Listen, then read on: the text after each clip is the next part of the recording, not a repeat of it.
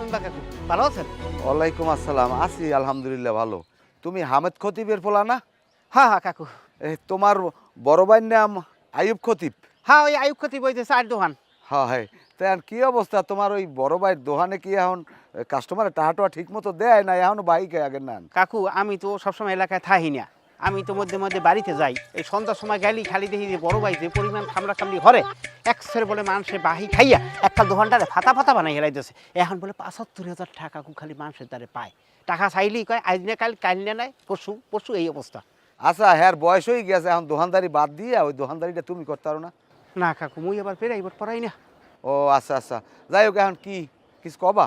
হ্যাঁ কাকু, আমি একটা কথা কইতে চাইছিলাম। তাই কি কবা কবা, আমার আবার একটা সালিশি আছে। কাকু ওই সিদ্ধকাঠি স্কুলের কোনায় যে লিমন আছে না, কোনার যে বাড়িটা, হ্যাঁ লিমন। তো ওই আমার বাড়ি যাইয়া আমার বউর একটা টালায়।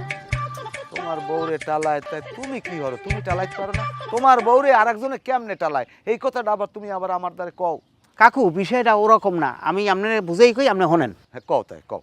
কাকু আমি ওরে কইছি যে তুই আমার বাড়ি চার দেওয়ালে যাবি না।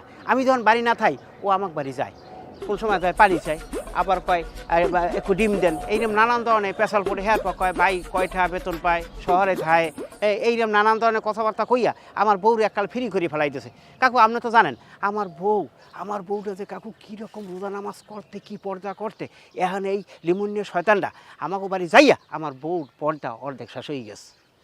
তোমার বউ তো অনেক সুন্দরী, আমি একবার ওই বিয়ের সময় দেখে এলাম না? হ্যাঁ কাকু অনেক সুন্দর। যাই হোক, এখন আমার এই গ্রামে বুঝছো, আমি মেম্বার হওয়ার পর হইতে আমার এই বউর সালিশি করতে করতে আমার পরানটা যায় যায় অবস্থা। কারণ আমার বউর সেবা যত্ন আমি এখন ঠিক মতো করতেই না। যাই হোক, কইছে যখন ওটা আমি দেখবো মানে, এখন আবার ওই সুমিতদের পুতের বলেই একটা কারু আছে, এই সালিশিতে যাওয়া লাগবে। তাই আচ্ছা কাকু, হলে ব্যাপারটা একটু দেখেন, আমি কিন্তু অনেক ঝামেলার ভিতরে আছি বুঝছেন।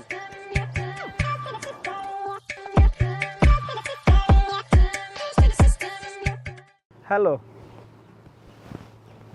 শোনা, কেমন আছো? না, আমি বেশি ভালো নাই, ঝামেলার মধ্যে আছি, অনেক চাপের মধ্যে আছি। হ্যাঁ, ঝামেলা কি তোমার এলনার? মুইও তো ঝামেলায় একসা কলজে করে। হয় এলাকার মানে কেমন কেমন মানে কানা খুশখুশি, আরে আরে ও খোসাইয়ে কয়, আরে ও খোসাইয়ে কয়, মানে মোর দিকে কেমনে জানি ব্যাকে আর সয়ে চায়। আমার স্বামী দিন রাত খালি তোমারে নিয়ে সন্দেহ করে। আমি যে কি করবো, আমি কিছু বুঝতে পারতাছি না। হয় হয় হয়, হ্যাঁ তোমার স্বামী হে তো নামছে ঢোল লইয়া, একসে ঢোল দেয় তোমার লাগে আমার লাগে, একসে পিরিত হেয়ে ব্যাক অ্যাডে কয় অর্ডে কয় ব্যাক এডে কইয়ে বেড়ায়। একটা কাজই যাই নিয়ে দিয়া করতে নেই আমারে, এজি গায় ওজি গায়, ইশারা ইঙ্গিতে এটা কয় ওটা কয়, আমি তো বুঝি কি কইছি। খালি তোমারে আল্লাহরে কয় না, আমার স্বামী আমারেও কয়। হ্যাঁ, তোমারে নিয়ে খালি সন্দেহ করে। আমি যে কি বিপদের মধ্যে আছি আমি তোমারে কইতে পারুম না। হয় হয় হয়, একটু সাবধানে থাকো, একটু সাবধানে থাকো, মুইও সাবধানে থাকমু। ঠিক আছে, তুমি সাবধানে থাকো। আর আমি ফোন না দিলে তুমি কিন্তু আমার